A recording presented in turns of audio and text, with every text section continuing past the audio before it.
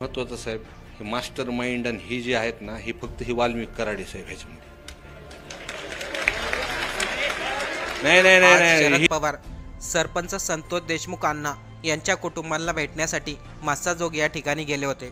त्यावेळेस शरद पवार यांनी आश्वासन दिले, आम्ही आरोपीला जोपर्यंत अटक होत नाही तोपर्यंत तुमच्या पाठीशी आहे. याशिवाय आमदार संदीप क्षीरसागर यांनी देखील सर्वांसमोर वाल्मिक कराड याचं नाव घेऊन त्याच्यावरती आरोप केला.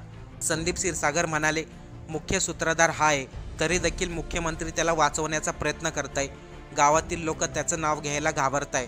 पुढे संदीप क्षीरसागर म्हणाले, मुख्यमंत्र्यांनी जे कारवाईचे आदेश दिले ते अत्यंत चुकीचं आहे. त्याच्यावरती गुन्हा दाखल करायला पाहिजे होता. हा खरा मास्टर माइंड आहे.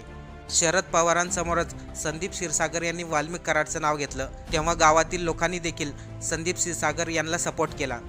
पहा नेमकं त्या ठिकाणी काय झालं होतं, संदीप क्षीरसागर नेमकं काय म्हणाले आणि बजरंग बाप्पा सोनवणे यांनी देखील तिथं भाषण केलं. कुटुंबाला नेमकं काय आश्वासन दिलं पहा.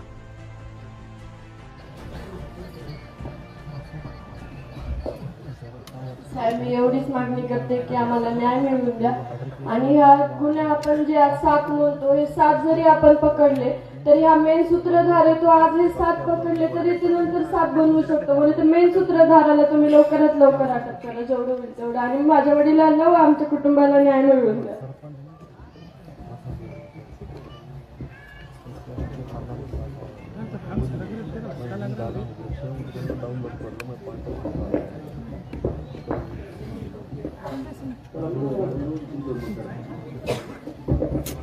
आदरणीय साहेब, आपण या सांत्वन भीतीला येत नसल्या तीळ पडतो की आपण कुठल्या जगात आहोत हे कळत नाही. इथे येताना प्रत्येक इमोशनल व्हायची गरज नाही, ऑटोमॅटिकली होत आहे. एवढं लहान मुलगी पण मागणी करते,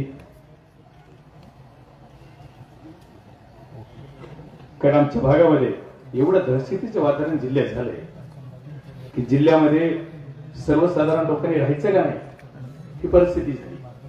कारण बऱ्याच दिवसापासून हे आज ही पहिली घटना नाही, याच्या अगोदरच्या घटना आहेत. पण या घटनेनं तपील पडतो की सर्व महिला, आमच्या पुरुष मंडळी किंवा त्या सर्व आमच्या तरुणापेक्षा महिला इथे एवढ्या आक्रमक होत्या. त्या महिलांच्या बाबतीत महिलांनी खरी वाचा फोडली या प्रकरणाला. आणि ही घटना कशी घडली तर 6 तारखेला या इथं जे आवाडा कंपनीचं काम चालू आहे तिथं मारहाणीची घटना घडली. एक नॉर्मल केस होती.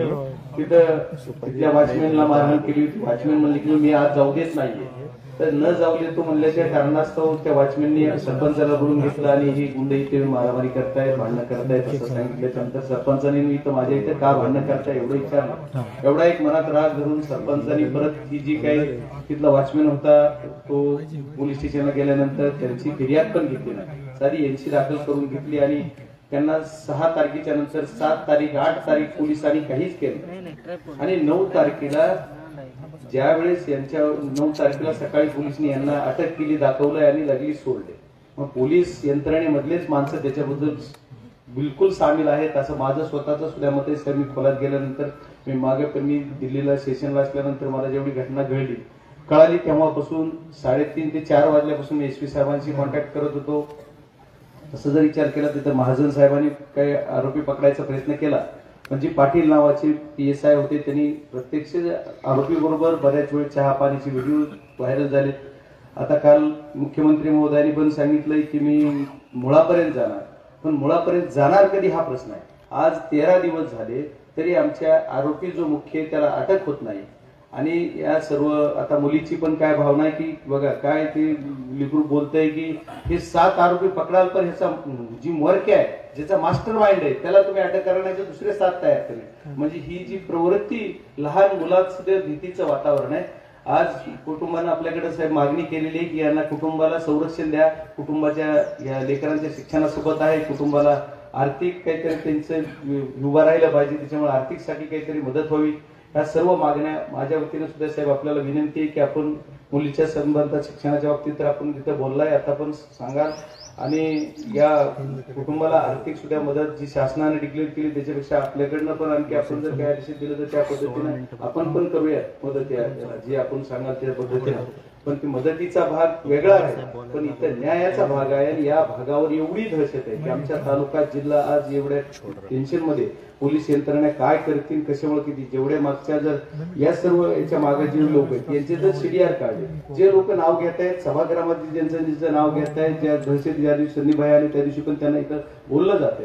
आज आता आमचे गोकुळ अप्पा पण तिथं बोलले की मला पण असं म्हणले की तुम्ही जर घरापर्यंत आज तरी आम्ही बाहेर येऊन मारले आज तुमच्या घरात येऊन मारू. एवढी जर वाईट परिस्थिती आमच्या या जिल्ह्यात या तालुक्यात या मतदारसंघात असेल तर खूप वाईट आहे. त्याच्यासाठी तुमची सर्वांची आशीर्वादाची आणि आम्हाला संरक्षणाची गरज आहे. तुम्ही सर्वजण संरक्षण हे तर मागताय संरक्षण आमच्यासारख्या लोकप्रतिनिधीला सुद्धा वागणं मुश्किल आहे.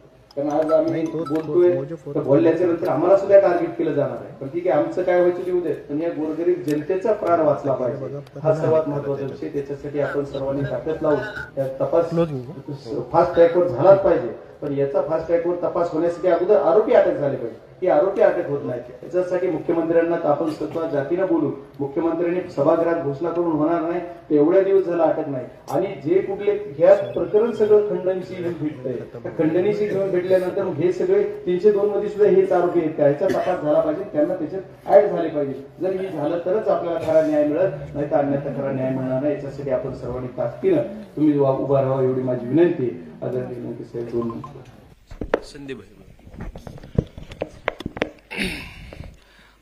कुटुंबाची जिम्मेदारी आदरणीय साहेबांनी घेतली आहे आणि आमदार म्हणून किंवा खासदार म्हणून आपण जे काही कुटुंबाची एक जिम्मेदारी आम्हाला तुम्ही गावकऱ्यांनी ठरवून तुम्ही सांगा आम्ही ती स्वीकारू. पण सगळ्यात महत्त्वाचं साहेब हे मास्टर माइंड आणि हे जे आहेत ना हे फक्त हे वाल्मिक कराडे साहेब ह्याच्यामध्ये नाही नाही नाही नाही हे जो हे आपला जिल्हा एकदम पुरोगामी तुम्हाला विचारा मारणार जिल्हा आहे साहेब. ह्या माणसांनी सगळी ही काशी करून टाकली. या दोन समाजामध्ये सगळी तेढ निर्माण ह्या माणसांनी केली. तिथे आपल्याला रडून जमणार ना तुम्हाला सांगतोय मी.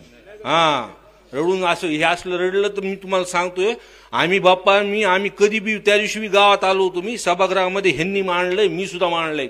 घाबरायची भ्यायची गरज नाही बरं का कुणाला तुम्हाला सांगतो मी. आणि भविष्यामध्ये सुद्धा आम्ही ताकदीने तिथे साथ देणार जोपर्यंत ह्यांना न्याय देणार नाही. एक लोकप्रतिनिधी म्हणून आम्ही गप्प बसणार नाही. आता उद्या आम्ही सगळ्या सर्वच पक्षाची आम्ही बैठक साहेब आम्ही बोलवतोय बीडला. आणि जोपर्यंत दोन त्याच्यामध्ये मूळ आहेत ते खंडणीच्या विषयामध्ये ते वाल्मिक कराडचं नाव टाकले साहेब जेव्हा ते 6 तारखेला टाकलं पाहिजे होतं. आणि दुसरं ते त्याच्यात तर एक अटक झाली नाही. दुसरी गोष्ट 302 मध्ये त्यांच्या कुटुंबाचे तिथं घरी आत्ता बोलताना म्हणले सूत्रधार सगळे घाबरायला लागले बोलायला इथे सुद्धा गावात आल्यानंतर. त्या दिवशी गावात मी चर्चा केली आहे साहेब. मेन सूत्रधार हे दोन समाजाचा तिळक हे वादच मिटून जातोय. भांडणं लावायचं कामच हे माणूस करतो. सगळा जिल्हा नाही महाराष्ट्राचं लक्ष लागलं साहेब. एवढीच विनंती आहे आणि आपण बोलायचं. आज संदीप क्षीरसागर, बजरंग बाप्पा सोनवणे, निलेश लंके, शरद पवार या सर्वांनी सरपंच संतोष देशमुख यांच्या कुटुंबाची भेट घेतली आणि आरोपीला फाशीच्या शिक्षेपर्यंत नेईल असे आश्वासन दिले. या घटनेला जवळजवळ 13 ते 14 दिवस होऊन गेलेत तरी देखील सुदर्शन घुले, वाल्मिक कराड हे पोलिसांनी अजूनही पकडलेले नाहीत. पोलीस जाणून बुजून या आरोपींकडे दुर्लक्ष करत आहे किंवा त्यांना लपवण्याचा प्रयत्न करत आहे हे क्लिअर स्पष्ट होत आहे. कारण की मुख्यमंत्र्यांनी त्यांच्यावर जे गुन्हे दाखल केलेत वाल्मिक कराडवरती ते अत्यंत चुकीचे आहेत. त्यामुळे प्रत्येक नागरिकांनी सरपंच संतोष देशमुख अण्णा यांना न्याय मिळण्यासाठी आवाज